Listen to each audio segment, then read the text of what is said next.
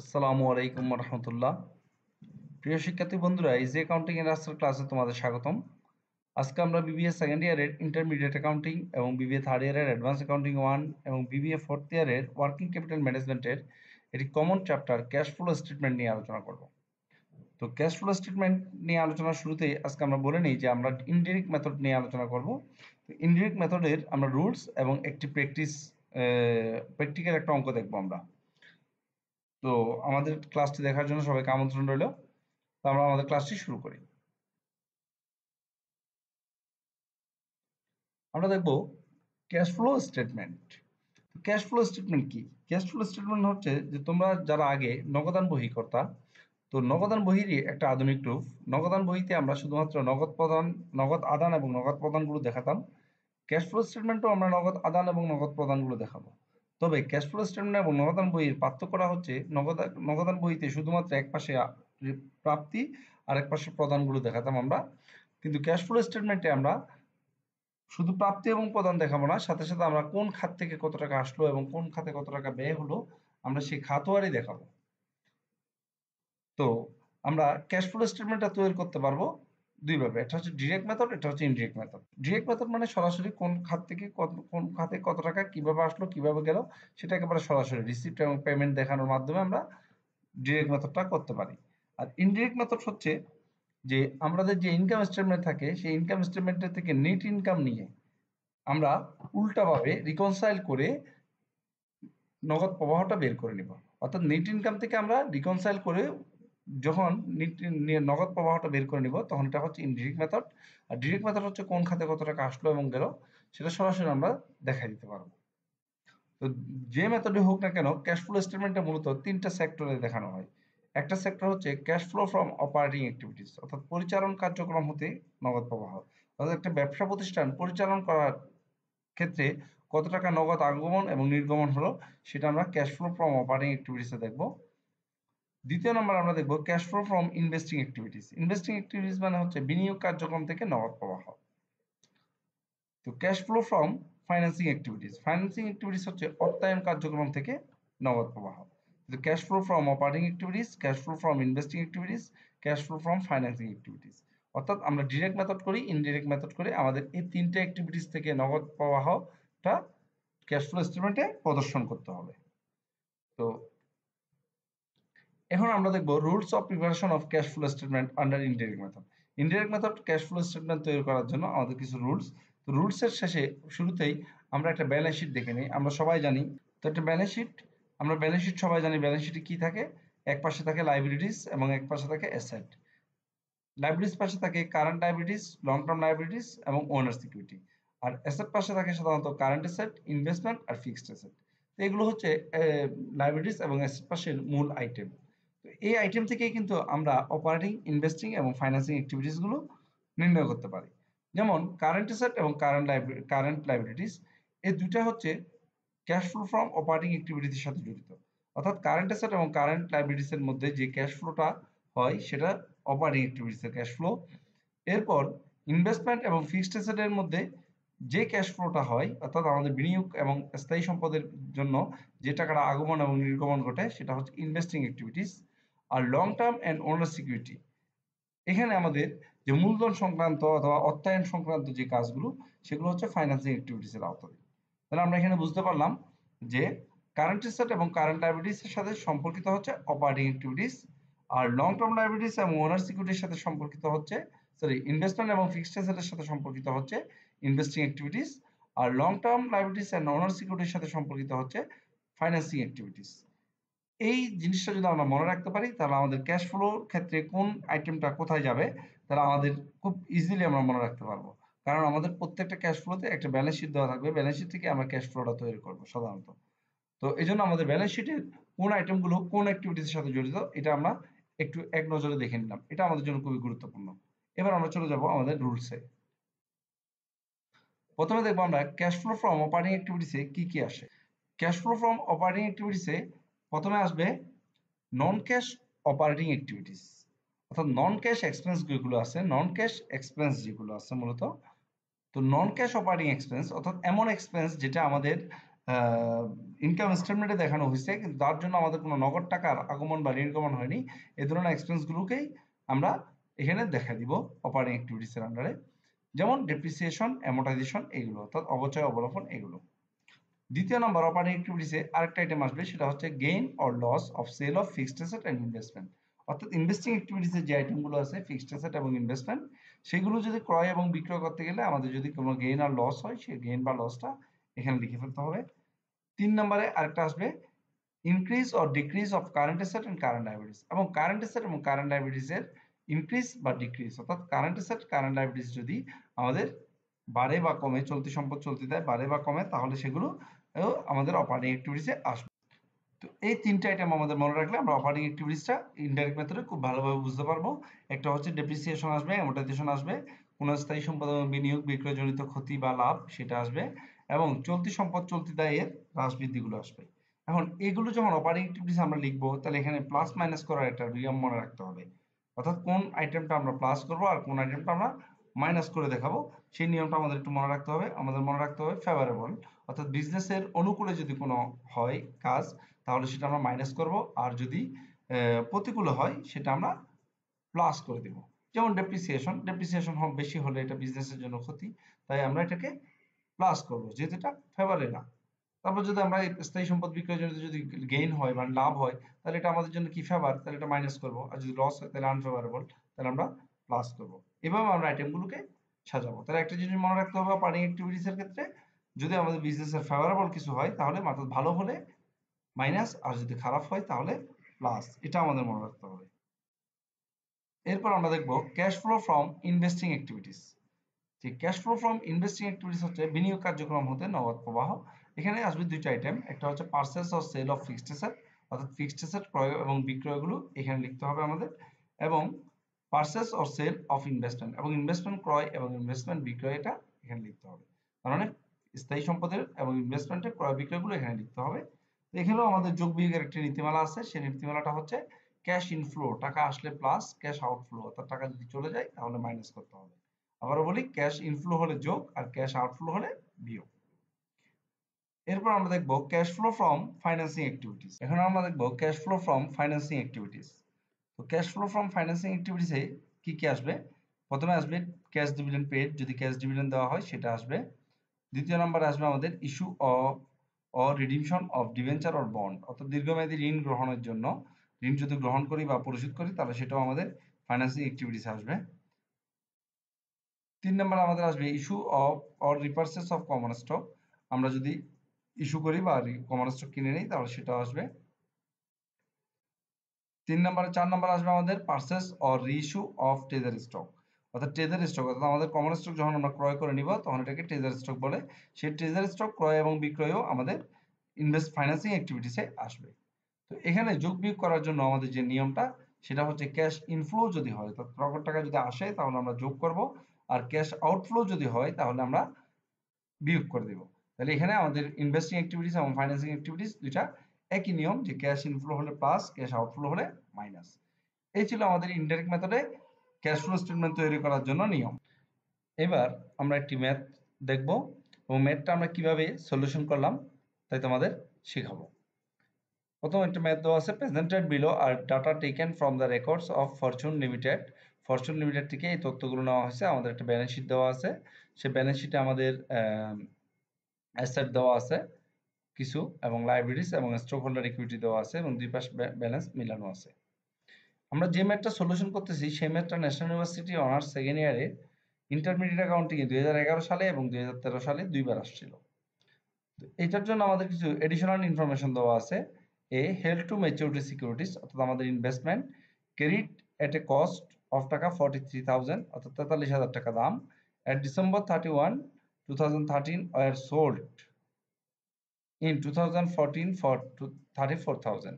অর্থাৎ আমাদের held two maturity securities আমরা ডিসেম্বর 31, 2013 সালে কিনেছিলাম 43,000 টাকা দিয়ে, সেটা 14 সালে আমরা বিক্রি করে দিয়েছি 34,000 টাকা। তাহলে 43,000 টাকার সম্পত্তিটা যদি আমরা 34,000 টাকা বিক্রি করে দিই তাহলে আমাদের 9,000 টাকা লস হয়েছে। আর যেহেতু এটা বিনিয়োগ তাহলে এটা ইনভেস্টিং এর কাজ, এবং যে লসটা অপারেটিং আসবে।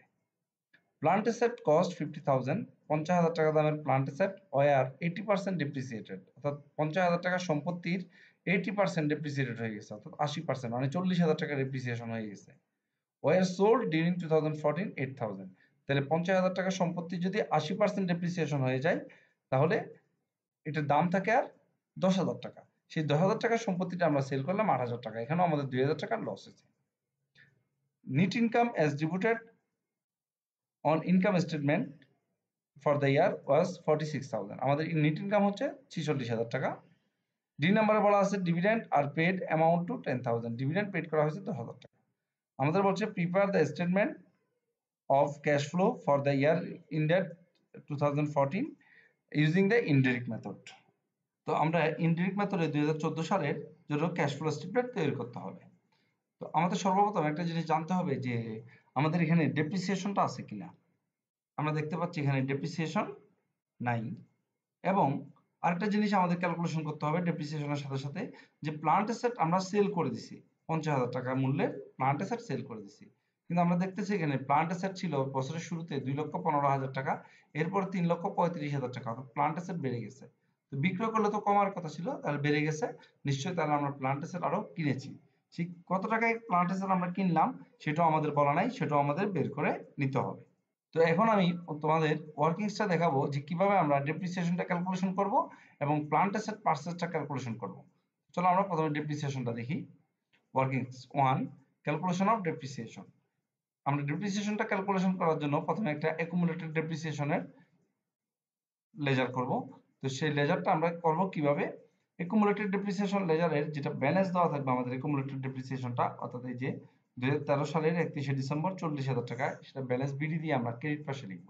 যেহেতু অ্যাকুমুলেটেড ডেপ্রিসিয়েশন একটা দায়, তাই আমরা ব্যালেন্স বিডি দিয়ে এটা ক্রেডিট পাশে লিখব। এরপর আমাদের যেটা ক্লোজিং ডেপ্রিসিয়েশন দেওয়া আছে 20,000 টাকা, সেটা ব্যালেন্স সিডি দিয়ে আমরা ডেবিট পাশে লিখব 20,000 টাকা। এখন যে সম্পত্তিটা আমরা বিক্রয় করে দিচ্ছি, অর্থাৎ 50,000 টাকার সম্পত্তি যেটা 80% ডেপ্রিসিয়েটেড হয়ে গেছে, অর্থাৎ 40,000 টাকা ডেপ্রিসিয়েশন হয়ে যাওয়ার পরে আমরা বিক্রয় করে দিচ্ছি 8,000 টাকায়, তাহলে যেই সম্পত্তিটা আমরা বিক্রয় করব বা ডিসপোজ করব তার যে ডেপ্রিসিয়েশনটা সেটাও আমাদের ডেবিট পাশে নিয়ে আসতে হবে প্লান্ট অ্যাসেট নামে। কি নামে? প্লান্ট অ্যাসেট নামে, যে 50,000 এর 80%, যেটা ডেপ্রিসিয়েশন হয়েছে সেই ডেপ্রিসিয়েশনটা। এরপর আমরা দুই পাশ যোগ করলাম, যোগ করলে আসলো 60,000 টাকা। এখন ক্রেডিট পাশে যে 20,000 টাকা ঘাটতি হচ্ছে সেটা হচ্ছে ডেপ্রিসিয়েশন এক্সপেন্স, চলতি বছরে যে ডেপ্রিসিয়েশন এক্সপেন্স 20,000 টাকা, এটা বের হয়ে যাবে। অর্থাৎ এখানে এই চারটা আইটেমের মধ্যে যে আইটেমটা থাকবে না সেটা আমরা বের করে নিতে পারবো যদি অ্যাকুমুলেটেড ডেপ্রিসিয়েশন অ্যাকাউন্ট করি। এভাবেও করতে পারি, অথবা আমি তোমাদেরকে আরেকটা অল্টারনেটিভ শিখাই। সেই অল্টারনেটিভটা হচ্ছে এবার বিগিনিং অ্যাকুমুলেটেড ডেপ্রিসিয়েশন ছিল আমাদের, বিগিনিং অ্যাকুমুলেটেড ডেপ্রিসিয়েশন ছিল 40,000 টাকা, এই যে 40,000 টাকা ব্যালেন্স বিডি ছিল 40,000। এখান থেকে আমরা বাদ দিব যে সম্পত্তিটা আমরা বিক্রয় করে দিছি তার ডেপ্রিসিয়েশনটা, তাহলে যে সম্পত্তিটা বিক্রয় করে দিছি তার ডেপ্রিসিয়েশন ছিল আমাদের 40,000 টাকা, সেই 40,000 টাকা বাদ দিলাম। তো বিগিনিং 40,000 ছিল, আর বিক্রিত সম্পত্তির ডেপ্রিসিয়েশন 40,000, তার মানে আমাদের কোনো ব্যালেন্স থাকার কথা না অ্যাকুমুলেটেড। কিন্তু আমরা দেখতে পাচ্ছি যে এন্ডিং অ্যাকুমুলেটেড ডেপ্রিসিয়েশন আছে 20,000 টাকা। তো যেখানে শূন্য থাকার কথা সেখানে যদি এখন 20,000 টাকা থাকে, তার মানে এই বছর আমাদের 20,000 টাকার ডেপ্রিসিয়েশন বাড়ছে। সেটাই আমরা লিখে দিলাম depreciation expense during the year, BF. BF মানে ব্যালেন্সিং ফিগার, অর্থাৎ এই ফিগার এবং এই ফিগার দুটো ডিফারেন্স করে আমরা মাঝখানে 20,000 টাকা বের করছি। এভাবেও আমরা ডেপ্রিসিয়েশনটা বের করতে পারি, দুইটার একটা মেথডে করলেই হবে। এরপর আমরা দেখব ক্যালকুলেশন অফ প্লান্ট অ্যাসেট। এবার প্লান্ট, তো আমরা এখানে প্লান্ট অ্যাসেট অ্যাকাউন্ট করব। তো প্লান্ট অ্যাসেট অ্যাকাউন্টের জন্য আমরা প্রথমে যেটা প্লান্ট অ্যাসেট যেটা প্রারম্ভিক অ্যাসেট 2,15,000 টাকা, সেটা ব্যালেন্স বিডি দিয়ে আমরা ডেবিটে লিখবো, যেহেতু এটা অ্যাসেট অ্যাকাউন্ট সেজন্য অ্যাসেটে ব্যালেন্স ডেবিটে হয়। এবং ক্লোজিং যে প্লান্ট অ্যাসেট 3,35,000 সেটা আমরা ক্রেডিটে লিখবো।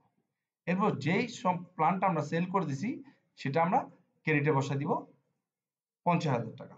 এরপর আমরা দুই পাশ যোগ করলাম, যেহেতু আর প্লান্ট নিয়ে আর তেমন কিছু নেই, তো আমরা যোগ করে দিলাম। যোগ করার পর এদিকে যে ঘাটতিটা আছে 1,70,000 টাকা, সেটাই আমরা কিনে নিছি এবার, অর্থাৎ ব্যাংক বা ক্যাশ টার্মে আমরা লিখতে পারি 1,70,000 টাকা, অর্থাৎ ঘাটতিটাই আমরা এই বছর প্লান্টটা ক্রয় করলাম। এভাবে যদি না করে আমরা আরেকভাবে করতে পারি, সেটা হচ্ছে এই অল্টারনেটিভের মতোই। বিগিনিং প্লান্ট অ্যাসেট বছরের শুরুতে ছিল আমাদের 2,15,000 টাকা, এখান থেকে আমরা লেস প্লান্ট অ্যাসেট সোল্ড, আমরা প্লান্ট অ্যাসেট বিক্রি করছি 50,000 টাকা, তাহলে আমাদের প্লান্ট অ্যাসেট থাকার কথা ছিল 1,65,000 টাকা। সেই জায়গায় আমরা দেখতে পাচ্ছি ইন্ডিং প্লান্ট অ্যাসেট আছে আমাদের 3,35,000 টাকা, তার মানে 1,65,000 জায়গায় যদি 3,35,000 টাকা থাকে, তাহলে এই বছর বেড়ে গেল 1,70,000 টাকা প্লান্ট অ্যাসেট, তাহলে সেটাই চলতি বছরের পারচেস। এটা আমাদের একটু বের করে নিতে হবে। এবার আমরা সরাসরি স্টেটমেন্টে চলে যাই। আমি কোয়েশ্চেনটা পাশে রাখলাম। এবার আমরা স্টেটমেন্টের জন্য একটা ঘর কাটি। Cash flow statement for the year ended 31st December 2014। আমরা একটা ঘর কাটলাম। ঘরের মধ্যে আমরা সর্বপ্রথম কি লিখব? আমরা সর্বপ্রথম লিখব cash flow from operating activities. শুরুতে আমরা cash flow from operating activities দিয়ে শুরু করব। এরপর আমরা দেখব নেট ইনকামটা কত। আমরা দেখতে পাচ্ছি আমাদের কোয়েশ্চেনে নেট ইনকাম আছে 46,000 টাকা। সেই নেট ইনকামটা আমরা এখানে লিখব।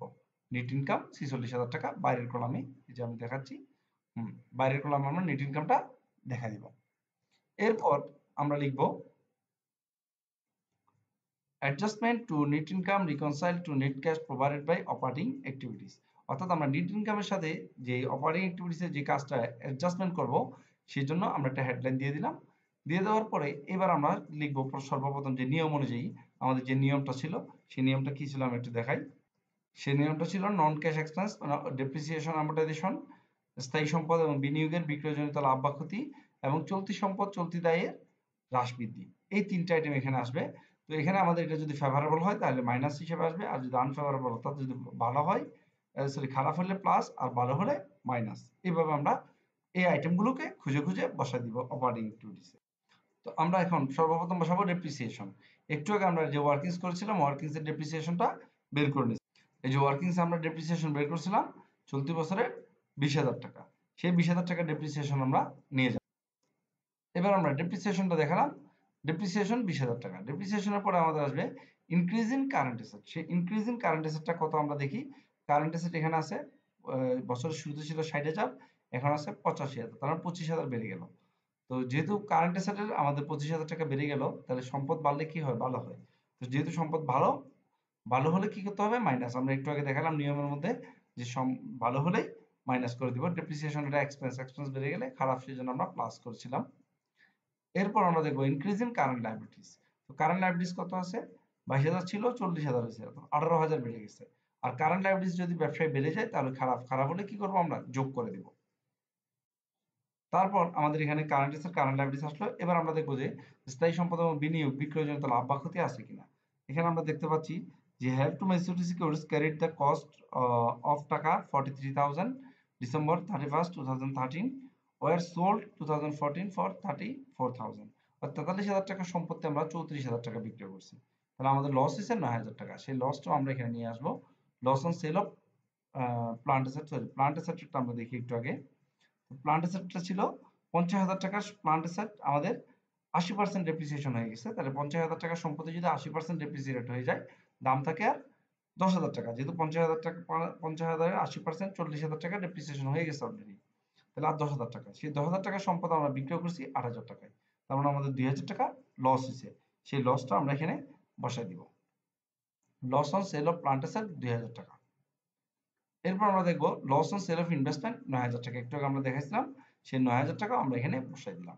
যেহেতু loss on sale of plant asset এবং loss on sale of investment এগুলো ব্যবসার জন্য ক্ষতি, তাই সেজন্য আমাদের কি করতে হবে? প্লাস করতে হবে। আমরা জানি যে ভালো হলেই শুধু মাইনাস করব। তো এরপর আমরা কি করব? এই যে আইটেমগুলো সবগুলো আমরা যোগ করব, মানে অ্যাডজাস্ট করব। তো অ্যাডজাস্ট করার পর আমরা দেখতে পাচ্ছি এখানে প্লাসের অ্যামাউন্ট বেশি, মাইনাসের অ্যামাউন্ট কম। তার মানে এখানে মানটা প্লাস হবে, অ্যাডজাস্ট করার পরে মানটা প্লাস হবে। আর যদি এখানে আমাদের মাইনাসের অ্যামাউন্টটা বড় হতো তাহলে এখানে মাইনাস হতো। এবার এই অ্যামাউন্টটা সাথে আমরা নেট ইনকামের এই অ্যামাউন্টটা যোগ করব। যোগ করার পর আসে 70,000 টাকা। সেই 70,000 টাকা দেখতে হবে প্লাস সাইন না মাইনাস সাইন। যেহেতু এটা প্লাস সাইন, সেহেতু আমাদের হেডলাইনটা দিতে হবে net cash provided by operating activities. অর্থাৎ অপারেটিং অ্যাক্টিভিটিস আমাদেরকে 70,000 টাকা প্রোভাইড করছে, অর্থাৎ প্রদান করছে। সেজন্য 70,000 টাকা নাম হবে net cash provided by operating activities. এই হচ্ছে আমাদের অপারেটিং অ্যাক্টিভিটিসের কাজ শেষ। এখন আমরা যেটা করব সেটা হচ্ছে cash flow from investing activities. Investing অ্যাক্টিভিটিসে আমাদের কি কি আসবে? স্থায়ী সম্পদ ক্রয়, বিক্রয় এবং বিনিয়োগ, ক্রয় বিক্রয়গুলো। তো আমরা প্রথমে দেখতে পাচ্ছি যে আমাদের একটা বিনিয়োগ যেটা আছে সেটা আমাদের 43,000 টাকা বিক্রয় করে দেওয়া হয়েছে। তো যেহেতু এটা ক্রয় মূল্য 43,000, তাহলে আমাদের 43,000 টাকার সম্পত্তি বিক্রি করছি 34,000 টাকা। তাহলে আমাদের এই বিনিয়োগ বিক্রয় বাবদ আসছে 34,000 টাকা। সেটা আমরা এখানে লিখে নিব, ইনভেস্টমেন্ট সোল্ড 34,000 টাকা। আর এই যে ইনভেস্টিং অ্যাক্টিভিটিস এর নীতিমালাটা ছিল আমাদের, টাকা যদি ইনফ্লো হয় আসলে প্লাস আর চলে গেলে মাইনাস। যেহেতু বিনিয়োগ আমরা বিক্রয় করছি তারা টাকা আসছে, সেজন্য আমরা এখানে প্লাস দিলাম। এরপর আমরা দেখবো প্লান্ট অ্যাসেট সেল করছি আমরা 8,000 টাকা, তাহলে প্লান্ট অ্যাসেট সেল করছি 8,000 টাকা, সেটাও টাকা আসছে এই জন্য প্লাস। এরপর আমরা একটা ওয়ার্কিংস করছিলাম প্লান্ট অ্যাসেট পারচেজ 1,70,000 টাকা, যে আমাদের এখানে একটা ওয়ার্কিংস ছিল, সেই ওয়ার্কিংসে আমরা ব্যাংক ক্যাশ দিয়ে 1,70,000 টাকার প্লান্ট অ্যাসেট পারচেজ করছিলাম। সেই প্লান্ট অ্যাসেটটা আমাদের এখন ইনকাম ক্যাশ ফ্লো স্টেটমেন্টে দেখাতে হবে। তো 1,70,000 টাকা আমরা দেখালাম প্লান্ট অ্যাসেট পারচেজ 1,70,000 টাকা। তো যেহেতু এখানে প্লান্ট অ্যাসেট পারচেজ করতে আমাদের টাকা বেশি চলে গেছে, তাই এই জন্য আমাদেরটা কি করতে হবে, মাইনাস করতে হবে। তো এই সবগুলো যোগ বিয়োগ করে আমরা দেখলাম প্লাস হচ্ছে 34,000, 8,000 এবং মাইনাস হচ্ছে 1,70,000। তো তিনটা যদি আমরা অ্যাডজাস্ট করি, অ্যাডজাস্ট করার পর যে রেজাল্টটা দাঁড়ায় আমাদের সেটা হচ্ছে 1,28,000। এই 1,28,000 এখানে মাইনাস ফিগার, কারণ এখানে মাইনাসটা বড় ছিল। যেহেতু এটা মাইনাস ফিগার আসছে, সেহেতু আমরা এখানে লিখবো net cash used by investing activities. Net cash used by investing activities. যদি এই ফিগারটা যদি প্লাস আসতো তাহলে লিখতাম প্রোভাইডেড বাই, যেহেতু মাইনাস আসছে সেহেতু আমরা ইউজড বাই। অর্থাৎ ইনভেস্টিং অ্যাক্টিভিটিস আমাদের থেকে যে পরিমাণ টাকা ইনফ্লো করছে তার চেয়ে বেশি আউটফ্লো হয়েছে ইনভেস্টিং অ্যাক্টিভিটিসে। এই ছিল ইনভেস্টিং অ্যাক্টিভিটিস। এখন আমরা দেখব cash flow from financing activities. তো ফাইন্যান্সিং অ্যাক্টিভিটিসে আমাদের সর্বপ্রথম আসবে ডিভিডেন্ড পেইড। এই যে ডিভিডেন্ড পেইড ছিল আমাদের 10,000 টাকা, সেই 10,000 টাকা ডিভিডেন্ড পেইড। ডিভিডেন্ড পেইড করলে টাকা চলে যায়, তাই আমরা এখানে এটাকে মাইনাস করে দিলাম। এরপর আমরা লিখব issue of bond payable. Bond payable issue করছি আমরা, এটা কোথায় আছে, কোশ্চেনে ছিল বছরের শুরুতে বন্ড পেয়েবল ছিল 0 আর বছরের শেষে আছে 75,000 টাকা, তার মানে আমরা এই বছর ঋণ নিয়েছি, আর ঋণ নিলে অবশ্যই টাকা আসে, তাই আমরা লিখলাম ইস্যু অফ বন্ড পেয়েবল দিয়ে টাকা যেহেতু আসছে সেজন্য প্লাস দিলাম। এরপর আমরা আর তেমন কিছু না, এখানে কমন স্টকটা সমান সমান আছে, তাই এখানে কোনো আগমন বা নির্গমন হয়নি। রিটেন আর্নিংস এর জন্য নেট ইনকামটা হয়, এজন্য রিটেন আর্নিংস আর আসবে না। এরপর আমরা কি করলাম, এখানে যোগ বিয়োগ করার পর দেখলাম 65,000 টাকা প্লাস থাকে। যেহেতু ইনভেস্ট ফাইন্যান্সিং অ্যাক্টিভিটিসে প্লাস আসছে, তাই আমরা লিখব net cash provided by financing activities. তাহলে আমি আবার একটু দেখাই, অপারেটিং অ্যাক্টিভিটিসের এখানে আসছিল 70,000 টাকা প্লাস, সেজন্য প্রোভাইডেড বাই। ইনভেস্টিং অ্যাক্টিভিটিসের এখানে মাইনাস, সেজন্য ইউজড বাই। আর ফাইন্যান্সিং অ্যাক্টিভিটিসের এখানে প্লাস, তাই প্রোভাইডেড বাই।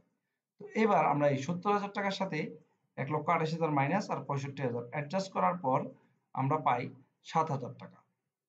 এই 7,000 টাকাও প্লাস, প্লাস মানে এই বছর টাকা বৃদ্ধি পাইছে, যেন আমরা লিখবো net cash increase in during year. যদি এটা মাইনাস হতো তাহলে আমরা লিখতাম net cash decrease in during year. তাহলে এখানে আমাদের এই বছর টাকা বেড়ে গেছে কত, 7,000 টাকা বেড়ে গেছে। অ্যাডজাস্ট করার পর তিনটা অ্যাক্টিভিটি, এখানে 7,000 টাকা বেড়ে গেছে সেজন্য ইনক্রিজ। যদি এখানে মাইনাস হতো তাহলে আমরা লিখতাম ডিক্রিজ। এটার সাথে আমরা যেটা ওপেনিং ক্যাশ ছিল 13 সালের 8,000 টাকা, যে ওপেনিং ক্যাশ, সেই 8,000 টাকা আমরা যোগ করে দিব। এই যে আমরা যোগ করলাম বিগিনিং ক্যাশ ব্যালেন্স 8,000 টাকা। তাহলে এই 7,000 এর সাথে যদি 8,000 টাকা আমরা যোগ করি তাহলে আমাদের আসবে 15,000 টাকা। সেই 15,000 টাকা কি, এন্ডিং ক্যাশ ব্যালেন্স। এই যে আমরা দেখতে পাচ্ছি 14 সাল আমাদের ক্যাশ ব্যালেন্স আছে 15,000 টাকা, সেই 15,000 টাকা হচ্ছে আমাদের এন্ডিং ক্যাশ ব্যালেন্স। এই যে মিলে গেল, এন্ডিং ক্যাশ ব্যালেন্স 15,000 টাকা। তো এন্ডিং ক্যাশ ব্যালেন্স আছে আমাদের 15,000 টাকা, তার মানে এটা মিলে গেল। যখন মিলে যাবে তখন বুঝতে হবে আমাদের অঙ্কটা হয়েছে। এই হচ্ছে ক্যাশ ফ্লো স্টেটমেন্ট তৈরি করার নিয়ম ইনডাইরেক্ট মেথডে। আমাদের ওয়ার্কিংস গুলো মনে রাখলে এবং আমাদের নিয়মটা যদি মনে রাখি তাহলে খুব সহজে আমরা সবগুলো ক্যাশ ব্যালেন্স মানে ক্যাশ ফ্লো স্টেটমেন্ট তৈরি করতে পারি। তো সবাইকে ধন্যবাদ আমাদের ক্লাসটি দেখার জন্য। আমাদের ক্লাসটি অবশ্যই তোমরা শেয়ার করবা এবং আমাদের চ্যানেলে যারা নতুন আসছো তারা সাবস্ক্রাইব করবা এবং আমাদের ফেসবুক পেজে লাইক দিয়ে অ্যাক্টিভ থাকবা। সবাইকে ধন্যবাদ।